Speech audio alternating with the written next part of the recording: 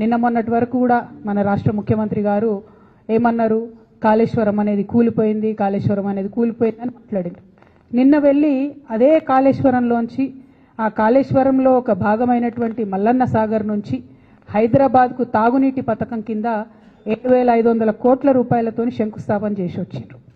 అదే ప్రాజెక్టు గత 2 సంవత్సరాలు కేసీఆర్ గారు ఉన్నప్పుడు కూడా ప్రణాళిక వేసింది 1,500 కోట్లకు.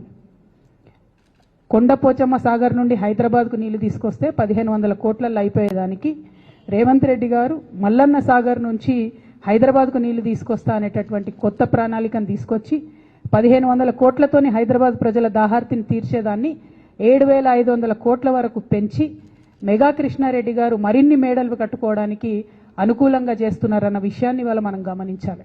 మరి ఇటువంటి అన్యాయం 1,500 కోట్లు ఎక్కడ, 7,500 కోట్లు ఎక్కడ?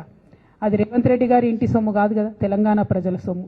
మరి తెలంగాణ ప్రజల సొమ్ము అన్యాయం జరుగుతున్నప్పుడు ఖచ్చితంగా మనం మాట్లాడాల్సిందే, ఎదిరించాల్సిందే అని కూడా ఈ సందర్భంగా నేను మన ప్రజలందరికీ కూడా చెప్తూ, కంపల్సరీ ఎందుకు ఆ ఎస్టిమేషన్ పెరిగింది అనేటటువంటి విషయం ప్రభుత్వం ప్రజలకు జవాబిచ్చేంత వరకు కూడా మేము తెలంగాణ జాగృతి పక్షాన ప్రభుత్వాన్ని ప్రశ్నిస్తామనేటువంటి విషయాన్ని కూడా ఈ సందర్భంగా నేను తెలియజేస్తా ఉన్నాను.